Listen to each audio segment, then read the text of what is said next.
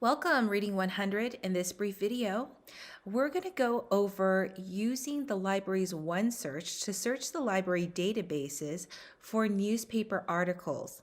Now, if you recall, in the last video, we looked at some tips for searching for websites on the surface web, as well as a introduction to Credo Reference, which is one of the library databases, which requires you to use your MEID and password to access information because it's part of the hidden web. Well, we're going to be doing that again using the library resources to find information. But before we begin, just some quick tips on searching for information.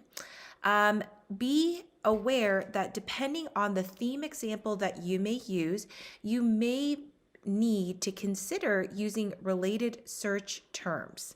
So for example, for self-discipline, consider looking at things having to do with maybe self-control or motivation.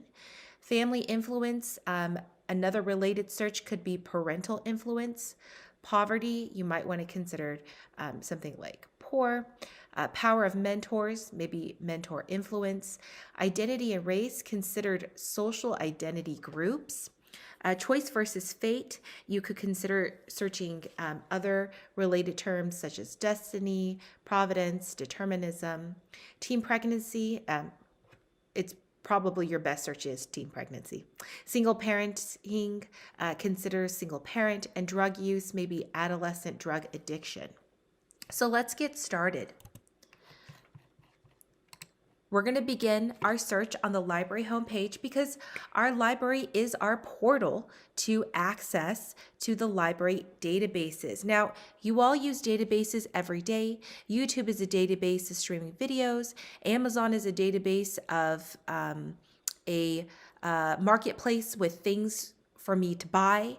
Our databases, just to let you know, are going to be collections of research journals, ebooks, newspapers, streaming videos. We also have them divided up by topics. Now you can see there's a lot of databases, and sometimes we don't know the best ones to use. And so we can use the library's aggregator. Just like Google is an aggregator that searches the surface web, our aggregator OneSearch searches multiple library databases at one time. I'm going to go ahead and do poverty as my search because that's one of my topics. Now, to ensure that I'm only looking at what I have access to online, I'm going to use the Refine Your Search panel on the left-hand side and only select Fully Available Online. That's going to drop my results down. Now, we know that we're looking for newspapers, so under Content Type, whoops, a little too far, I'm going to select Newspaper Article. That's going to drop me down to 228,000 results. And now I may want a newspaper article that was written more recently. So under publication date, I'm going to select last 3 years for my publication date.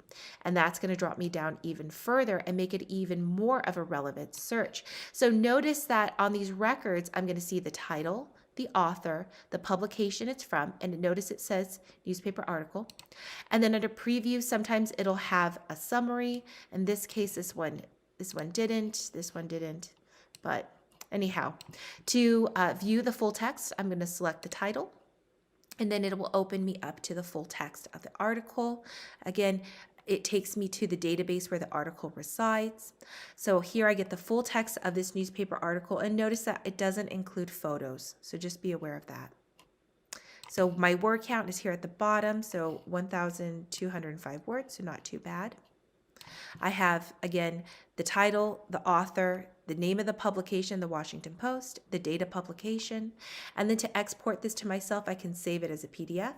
I can cite, so I can include my reference citation. I'm going to select, let's see, I think scrolling down, my MLA, 9th edition. I'm going to do no case changes. And then it'll export my reference citation here, so I can include that, or I can copy to my clipboard. And then I'm going to email it to myself so I have that full text right? And then include bibliographic citation at the end. Anywhere where it asks me to include information, it'll have a red asterisk. I must complete that information before I can send this article to myself. Now, that's a really simple search. And those 10,000 results are still, that's a bit much. I want to filter more. So what I'm going to do is in my basic search box, I'm going to select under options, and it will then take me to an advanced search. And what I'm doing here is I'm going to use these Boolean operators. And means I'm going to include another search term, and I'm going to do Baltimore, okay, because the book takes place in Baltimore. Whoops. Capitalize that. Now, this and is going to tell OneSearch, search for poverty and Baltimore. And or, I'm going to hit this plus sign here, and this plus sign opens up another search box. Now, I can use or, and I can use another synonym for poverty, and I can do poor. So it could be poverty or poor and Baltimore. And then not would mean I don't want. So I could say poverty, I could say poverty, not poor. And that would say that in the text of my article, I want the word poverty, but I don't want the word poor. But in this case, I'm going to say or.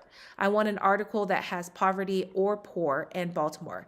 If I said and, it would mean I want poverty and poor and Baltimore. But we're just going to leave it as an or statement. And let's see what comes up. And so now my results, 140, so a little bit more concentrated. And then take a look at some of these dates of publication. So again, still last 3 years. Okay. And so maybe this one here, change in how poverty is calculated leads to less money for Baltimore schools. Again, coming from the Washington Post. And then within my text, I can see this one here. I've got 1,270 words, so pretty good. And again, it just depends on what you're wanting to search.